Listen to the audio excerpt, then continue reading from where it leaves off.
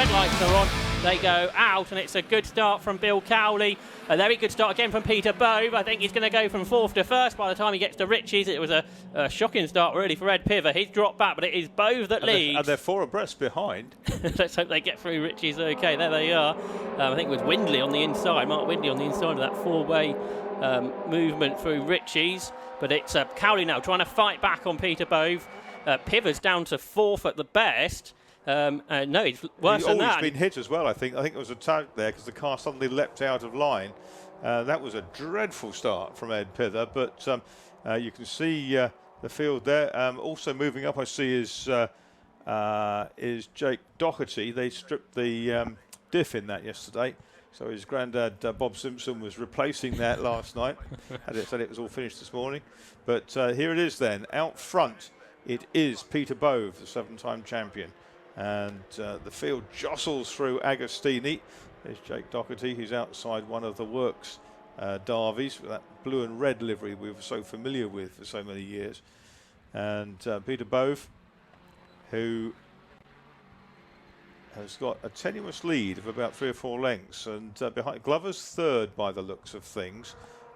Then it's the Shepherd car, isn't it? That's Richard Jenkins, that very pretty car. Built by Max Shepherd. Guy Shepherd, his brother, built another one. Their late father, Barry Shepherd, was the man behind the Rawson sports cars with designer Bob Curl. But down they come, and Peter Bove is trying to keep it all really, really smooth. He made the dream start, pops out over the curb, and 5th only is Ed Pither at the moment, ahead of the 42 car. That's Andrew Kemp moving up well. He had a spin yesterday. And yeah, there is 7, which is Steve Boother. And now for Piver, he's on terms with the Shepherd, isn't he, of Richard Jenkins, the local driver, who's had a pretty good start to the race because he started 7th with Jenkins, but he's gained some. But for the lead of the race, it is Peter Bove who's hanging on ahead of Bill Cowley. They had a good battle yesterday. Then Glover is 3rd, 4th is Piver, and he's 3 seconds behind the leader. So that's the chase gap for car 17 there. Ed Piver, who was the winner yesterday. There's Richard Jenkins in the Shepherd that Marcus has just been telling us about. Jenkins lost that 4th place on the line just because Piver popped out of the slipstream. Andrew Kemp is 6th, and Ray Barley is 7th. Mick Harris is up to 8th, so he's made a good start. Not sure why he qualified so far back, but I think he's got more pace than that. We saw that yesterday. He worked his way up to 7th, and he's already up to 8th after 1 lap. The 10-time champion. And there is Piver then, right with Mark Glover, the twice champion in this race kit's Falcon. He's done some development on it since then, but Piver's car, which is so quick, is on the inside line. Glover trying to fight it on the outside line, but he's just not got the pace. Piver did a 2:09 yesterday, which was about a second and a half faster than anybody else managed. So if that replicates today, he should be able to go after the top 2. Looks like the back of the Pither car has sustained some damage. The Venturi seems to be tweaked. It's not certainly not scarce. It's hanging off, isn't it? It's not properly attached. Yeah, you said you thought he got hit at the hairpin on the first lap. I'm sure he did. Because suddenly the car leapt, and there's another car with a rather lavish Venturi hanging on brackets underneath the bank. That's the Shepherd. But here's our leader. Piver nearly with them already. Yeah. Yeah, he's already challenging Cowley. He was 2.5 seconds behind Cowley at the start of the lap. So the car, although maybe damaged, is still really quick. And I think it's going to be hard to keep Ed Piver at bay for Peter Bove and Bill Cowley. Yeah, they're pretty much nose to tail the leaders now as they work lap 2. And there is Pither going up the inside of Bill Cowley. It's easy, isn't it? I don't think Bill Cowley thought there was any point fighting that because that PRS is super rapid around this circuit. Nothing to do with the PRS Formula Ford cars that appeared in 1978. But this is the Pither Rothery Special. And is he going to have Peter Bove by Ritchie's? Maybe not quite. How quick of a lap has it been from Piver? A 2:09.7, which is pretty much equal to what he did yesterday. The record is with that car, but not the driver. David Bartholomew has done a 2:08.05 in that in the past, so that's what he's got to try and chase. Peter Bove, he wants to get that win today because he hasn't won yet this season. It would be great to do it on his birthday. But 10 minutes to go, Marcus. I just can't see how he's going to keep Ed Piver at bay. And no, they're side by side already. Yeah, exactly. And so that you can still see that that Venturi jogging up and down on the back of the PRS. It probably can't help its stability in the quicker corners. Here he comes alongside Peter Bove. He's got his nose ahead. Bove will try to outbrake him back up the inside and does so. That's into Agostini, but he's not going to be able to hold on for very long by the looks of things. They're still running abreast down to Hamilton, aren't they? And Bove just about prevails. He's having to work very, very hard. And Cowley's back on the scene as well. Cowley's amazing in some corners. That little car that his late grandfather, also Bill, developed from the late 1960s. Look at that, he's absolutely in the slipstream. And wherever the PRS goes, the Cowley will go with it. Oh, are they going to, two of them, be quicker together rather than Bove on the opposite side of the circuit? I think they might be, because, they've both gone past. So working as a pair, they had more straight line speed, and they've both jumped Peter Bove. And now that Ed Piver is in front, I think he will be able to go away. So despite that poor first couple of corners, he has got to the front on lap 3 of the race. Down at Brundle, the move was made. And he's going to leave the championship contenders behind to battle it amongst themselves. Bill Cowley, Peter Bove and Mark Glover. And Bove was saying yesterday he had a bit more straight line speed than Cowley, so we'll see if he can make that into use. But with the toe, it shows you how effective the slipstream is, Marcus. Yeah, very much so. And look at this, he's left the rest of them standing. And Mark Glover's coming back towards them as well. So Mark Glover in 4th place in number 4 car, a previous champion. And Bove's given way to Cowley coming up into Rich's corner. Yeah, Cowley defending after getting past with Biver at the S's, but Bove was quickly back on him down the long straight.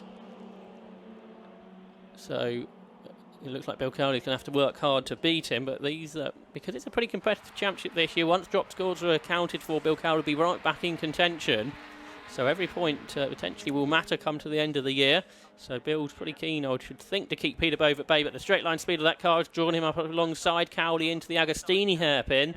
Turn 4, but Cowley, I think he realises this is more of a race for him than Piver was, because he let Ed Piver through with no drama really. But now that Peter Bove is his challenger, he's much keener to keep him at bay. Like you're saying, Marcus, that was bringing Mark Glover towards them in the race kits behind, who's been really consistent this year, but only had those sort of 3 podiums out of the 7 races. Did his best lap time last time round at 2:11.77, Mark Glover. And that compared with the 2:13s he was doing yesterday. Yes, that's a big leap, isn't it, as well? So here comes Bove. He's on the inside of Cowley. So this is where Cowley passed Bove a lap ago with the assistance of Ed Piver. This time they're wheel to wheel into the right-hander at Nelson, the second part of the S's, and Cowley hangs on. And certainly Glover is even closer because of that. Cowley had a good look in his mirror before going down towards and turning into the bomb hole, making sure that Bove wasn't alongside him. This time, though, Bove is. As they go into Coram, he's almost there. But it's such a quick corner. It's pretty hard to make that stick, and Cowley hangs on, and we know how quick he is through these types of corners, Marcus. Yeah, very much so. And look at this, Bill Cowley just rides up the curb on the exit. There's Peter Bove trying to keep it neat, but way now ahead is Ed Piver. Yeah, Troy 9-1, quicker than he went yesterday. It's side by side for second, and Bove this time, again, is on the outside. But is he fully ahead before they get to Richie's? He's not. So Cowley's going to stick it out on the inside, brakes later, gets the car turned in, and he's still there in second. Glover right there this time. He's been getting closer. He's now in the fight. He looks to the inside of Bove. He looks to the outside. Cowley locks up. Glover locks up. They're all braking as late as they dare. Cowley braked way too late. He's out wide. He's let both of them through, therefore. A pretty rare mistake. We don't see Bill Cowley lock up very often. But I think it just showed what he was telling us yesterday. He needs to be quick through the corners because the cars are not as fast down the straights. Yeah, so Bove and Glover both through past Bill Cowley. Stake at the sear pin, Wilson.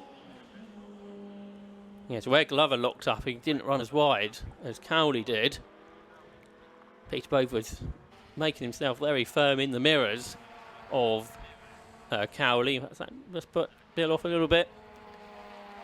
So can Peter Bove pull clear of Glover? There's Cowley in 4th position in 77. Richard Jenkins is still 5th. Mick Harris is up to 6th, so he's had a good race. Yeah, Chris Goff 9th from the back with the bodywork all tacked back together on the CGR Evo. It's almost a length of the back straight now between Piver and Bove.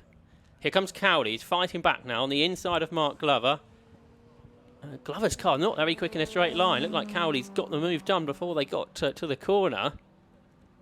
Just wonder if that big bodywork on that race kit isn't really as efficient as it should be. Because the PRS is not small through the air, but so they designed it to have that big sort of floor plan, which gives it more stiction, if you like, down around the faster corners. So now that Cowley's back to 3rd, can he close back in what is a larger gap to Peter Bove? There's 2 laps to go. It'll be a 7-lap race. The leader, Ed Piver's done 5. There's 4 minutes on the clock, so as I say, be a 7-lap race. And the gap from Peter Bove to Bill Cowley is, what, 1.3 seconds. Bove's just on a personal best, so 2:11.9. There's Richard Jenkins in 5th. Richard Dixon telling me this morning he's hoping to get the second of these cars out to the next round at Anglesey that he's building up. So we should have 2 Shepherds on the grid again. Up across the line there we see Chris Goff, who Marcus was telling us about that damage that they've had to work on. He's up into 8th spot. Here's the Class B battle for the less experienced drivers. Mark Windley just ahead of Jake Doherty, so 69 Windley ahead, but only just. He's 36 years of age from Lincolnshire. Behind Jake Doherty, the 23-year-old from Greater London is on the outside line. A good look in the mirror from Windley because he sees that the ex-Bob Simpson car of Jake Doherty working his way up alongside, and he gets alongside. He's on the outside line, Marcus, coming up to Palmer. Yeah, and he braved it out on the outside. The young man just prevailed. Jake Doherty with Grandad Bob Simpson in the pits. Bob on spanners as well. He learnt the ropes from his father back in the 1960s. They were competing in 750, which really is a remarkable run for the guys from West Drayton. So fighting back is Mark Windley. He's on the inside line for Hamilton. This is very quick through here. Oh, he gets a bit sideways as well, and Conway Dawes right behind them as well in the Star, the Dave Robson built car. That's right, Conway Dawes from Cambridgeshire. Yeah, the Star built by Dave Robson, the railway engineer, and still run by him. So there's Windley in this car that was originally built in 1973, the DNC, which is prepared by the Cowley team. So sort of the 2 cars that originated the earliest on the grid. Here so let's pither onto his last lap. Doherty is still ahead, so he's made that stick. What's happened to Cowley? Bill Cowley's not come through in 3rd. He's past 4th. Us. Yeah, he's still 4th, but he's dropped back 1. Still there. Yeah, Glover and Cowley both had slow laps, so whether they had an incident out of our view. But there's Bove in 2nd. You can see a much bigger gap behind. And Mick Harris has now got Andrew Kemp right behind him. Yeah, so if we stick with this shot and keep looking back, we'll be able to see the battle for 7th position that Marcus was just describing. Here it is. Yeah, Andrew Kemp is still challenging Mick Harris for 6th position. Andrew Kemp took his first ever win in the category at Cadwell Park a few weeks ago. With all those fairings on it, it's sort of fly mode, isn't it? Quite something, Andrew Kemp. Then here were the 2 Darvies together, Marcus battling with Chris Goff. Absolutely, and Chris Goff in 8th place with Steve Boother and Simon Bolter right up behind. And Windley back ahead of Doherty in the Class B battle. So there are a lot of battles all the way through the field, which is excellent stuff. Here's Mick Harris then in his wife's car, but further ahead is Ed Piver. He's about half a lap from home now. He's 12 seconds ahead of Peter Bove, so this is massively dominant for Piver. It's hard to know where to watch all these dice. There's Chris Goff, he's in 8th. He's got Steve Boother and Simon Bolter behind him. Boother, who started racing back in 1999 in this category, had 20 years off and then came back a couple of years ago. But here's, again, Piver, our leader. They'll have to try and... it's Doherty's back ahead of Mark Windley in that battle. So they've changed position, I think, 3 times in a lap, basically. So that's going to go right to the checkered flag. Oh, and Doherty got a little bit sideways into, I think that was Oggy's. Here's our leader there at the last corner. So yes, Doherty's got back past Windley. Windley comes up the outside though, and here comes Ed Pither in the PRS to win for the 2nd time this weekend. Can anybody stop him? Doesn't look like it. Yeah, so that is 4 this year. He started 4 races. He's won all of them. He won the 2 at Silverstone at the start of the year.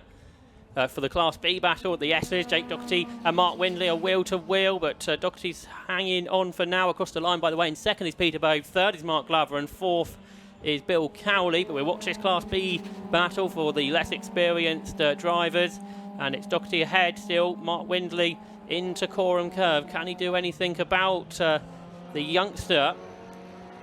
Through Coram, Doherty's been able to hang on to the line, but Windley looks to the inside, but it was blocked. So now it is a race to the line, a true Snetterton battle to the checkered flag. In the slipstream is Mark Windley. In the previous race we saw you can dart out of the toe, but I think Jake Doherty's got a good enough exit, so he will come home in what is 11th position, but one of the many great battles we had in that race.